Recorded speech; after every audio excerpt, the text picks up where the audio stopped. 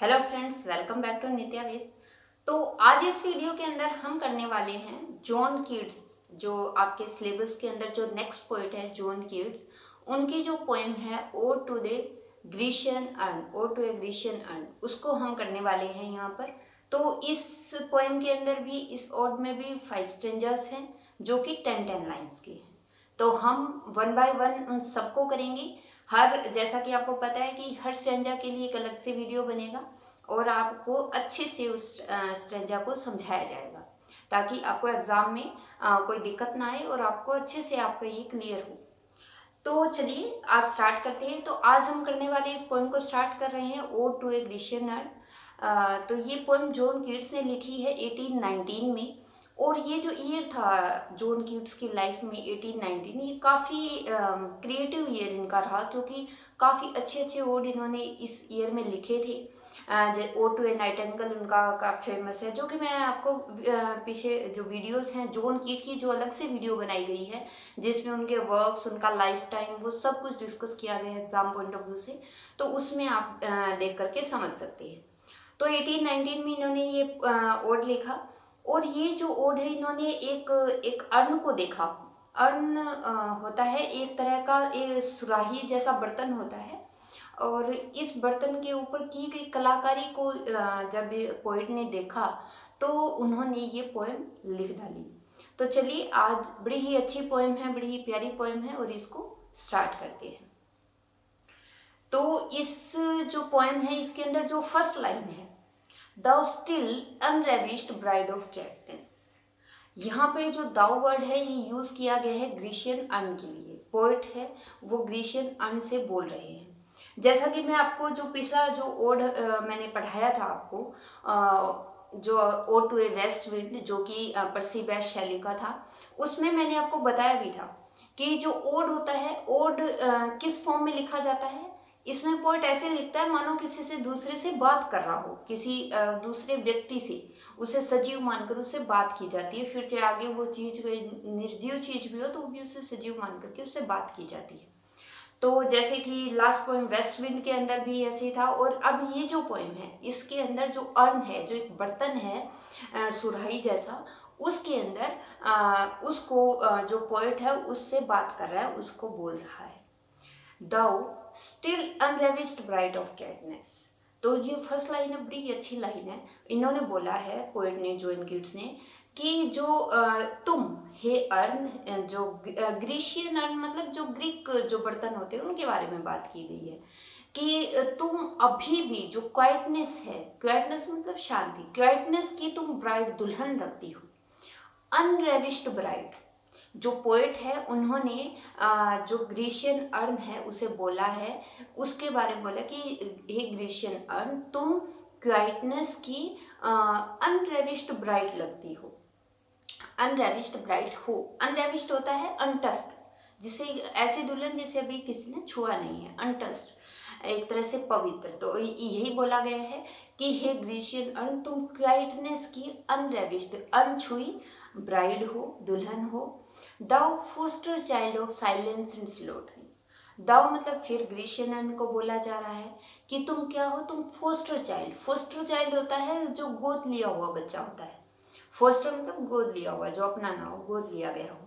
तो तुम किसके गोद लिए हुए बच्चे लगते हो, किसके गोद लिए हुए बच्चे हो, साइलेंस और स्लो टाइम के तुम गोद लिए हुए बच्चे हो। स्लेवियन हिस्टोरियन, अब इसी को बोला गया, स्लेवियन हिस्टोरियन इसको बोला गया, ऐसे हिस्टोरियन जो इतिहास के बारे में लिखते हैं। Who cannot thus express a flowery tale more sweetly than our rhyme, कहते हैं कि तुम एक ऐसे हिस्टोरियन हो, एक ऐसे इतिहास बताने वाले हिस्टोरियन हो, who cannot thus express a flowery tale, कि तुम्हारे ऊपर जो ये फूल पत्तियां जो ये सब बने हुए हैं, ये सब एक ऐसी टेल बताते हैं, एक ऐसी कहानी बताते हैं जो इतनी स्वीटली तुम प्रेजेंट कर रहे हो, इतनी स्वीटली तुम बता रहे हो। Tell more sweetly than our rhyme, इतनी स्वीटली कि इतनी मीठी तरह से। तो मैं अपने राइम्स में के मैं मेरी जो राइम्स है वो भी एक कहानी को इतना मीठे से नहीं बता सकती जितना कि तुमने अपनी फ्लोरी टेल बताई है। Vote leave trees legend haunts about the shape. अब इस लाइन के अंदर क्या कहा गया है कि जो अर्न है उसके जो किनारे है, किनारों के ऊपर पत्तियों की कलाकारी की गई है, पत्तियां पत्तियां बनी हुई है, पेंटिंग में पत्तियां बनी हुई है। तो उन पत्तियों के बारे में बोल रहा है पोएट कि वोट लीफ रीजेंड लीजेंड, लीजेंड होता है किनारों की तरफ जो बनाई गई हैं। हॉन्ट्स, हॉन्ट्स मतलब हॉन्ट का मतलब होता है कि किसी जगह के ऊपर डेरा डाल लेना या बसेरा या आश्रय ले लेना, उस चीज़ को बोला जाता है। तो जो पोएट है वो बोल रहा है कि जो पत्तियों ने जो तुम्हारे किनारों पर आश्रय ले रखा है, मतलब कि जो पत्तियां हैं उन्होंने तुम्हारे किनारों, सारे किनारों पर जो डेरा डाल रखा है, जो एक बसेरा बना रखा है अबाउट द शेप, उससे जो तुम्हारी एक शेप निखर के आती है। ये पोएट उसके बारे जो लीव्स बनी हुई है किनारों पर, उससे कहता है कि तुम्हारी एक आकृति निखर करके आती है। ये जो पत्तियां बनी हुई है, जो इन पत्तियों ने जो आश्रय ले रखा है ऑफ डाइटीज और मोर्टल्स और वो, तो कहते हैं ये जो पत्तियां ये क्या बताना चाहती हैं। ये जो पत्तियां हैं क्या ये देवताओं के बारे में बता रही है, देवताओं के झुंड लग रहे हैं, या फिर मोर्टल, मोर्टल होते हैं इंसान के बारे में जो कि मरणसर हो। तो यहाँ पे मोर्टल्स इंसान को बोला गया है कि ये जो पत्तियां है ये देवताओं के बारे में बता रही है, ये इंसान के बारे में। और वो पोतियां फिर दोनों की लग रही हैं, मतलब ये बताना चाहता है कि ये जो पत्तियां जिन्होंने शेप बनाई है ग्रीशियन अर्न की, ये जो पत्तियों के जो झुंड है जिन्होंने यहाँ पे आश्रय लिया हुआ है, ये ऐसे लग रही है मानो ये देवताओं का झुंड है या इंसानों का झुंड हो। इन टेम्पे और दी डेल्स ऑफ आर्कडी, इन टेम्पे मतलब कि टेम्पे होता है तूफान आना, एक तरह का बवंडर जो उठता है ना, उसे बोला जाता है। और दी डेल्स ऑफ आर्केडी, डेल्स होती है घाटी, आर्केडी इस जगह का नाम है। और बोला गया है कि ऐसे लगता है मानो ये जो पत्तियां हैं ये जो आर्केडी के जो घाटी हैं उसे बता रही हैं, या फिर इन टेम्पे मतलब या फिर एक तूफान या ये बवंडर को शो कर रही है। वुड मैन और गुड्स आर देयर। अब जो जो जॉन कीट्स है वो दूसरी जो कलाकारियाँ की गई उनकी तरफ देखते हैं। वुड मैन और गुड्स आर देयर, कहते हैं क्या यहाँ पर क्या ये इंसान है या देवता हैं। वुड मैदान स्लोथ, कहते हैं कि जो मैदान होती है सुंदर महिलाएं, जो ये सुंदर महिलाएं हैं, लोथ होता है कि किसी चीज़ को इग्नोर करना, किसी चीज़ से पीछा छुड़ाने जैसा। तो ये कहते हैं कि ये विमुख होती है ना, जो महिलाएं किसी चीज़ के प्रति अनिच्छुक होती हैं, उसके बारे में कहा गया है कि ये जो महिलाएं जो भाग रही हैं, जो अनिच्छुक नजर आ रही है, किसी चीज़ से ये पीछा छुड़ा रही है, किसी चीज़ से भागती नजर आ रही है।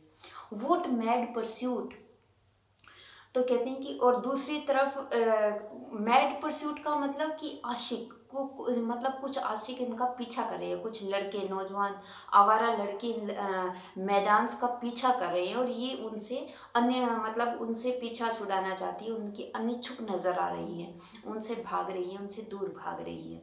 और जो वुड मैड परस्यूट्स का मतलब कि जो लवर्स हैं वो कैसे उनका पागलों की तरह पीछा कर रहे हैं।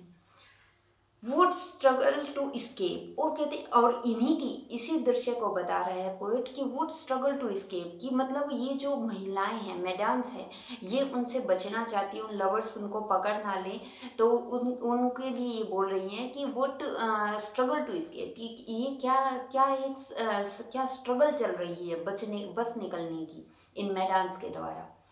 वुड पाइप्स एंड ट्रिम्बल्स, अब दूसरा सीन देख रहा है पोइट और कह रहा है वुड पाइप्स एंड ट्रिम्बल्स, कि पाइप्स होती हैं जो बांसुरी जैसा, बांसुरी होती है उस तरह का यंत्र, और ट्रिम्बल होता है एक ढोलक जैसा यंत्र होता है, ढोलक भी नहीं कह सकते, तबला टाइप का इस तरह का होता है। आपको पिक्चर में शो किया गया है। तो ये ट्रिम्बल्स या पाइप्स जो हैं, कहते हैं कि क्या ये सुंदर बांसुरी है, ये ट्रिम्बल्स जो संगीत के जो यंत्र हैं, क्या ये यहाँ वाह क्या, मतलब वो आश्चर्य कर रहा है, देख रहा है कि वाह क्या क्या बांसुरी है, क्या ट्रिम्बल है।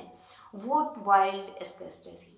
और कहते हैं कि क्या ये परमानंद है, मतलब इतनी सुंदर चित्रकारी है कि जो कीट्स उसको एंजॉय कर रहे हैं, पोइट उसको एंजॉय कर रहा है और कह रहा है कि वाह कितना परमानंद है, कितना आनंद आ रहा है इसके अंदर। तो ये फर्स्ट पैराग्राफ था जिसके अंदर जो पोइट है वो जो चित्रकारी की गई है अर्न के ऊपर उसको देख रहा है, आश्चर्यचकित हो रहा है और उसे देख करके इंजॉय फील कर रहा है। तो ये फर्स्ट पैराग्राफ था। होप सो आपको सारा समझ आया होगा, लाइन टू लाइन मैंने समझाया है। तो नेक्स्ट वीडियो के अंदर हम करेंगे नेक्स्ट रेंज। तो चलिए मिलते हैं नेक्स्ट वीडियो में।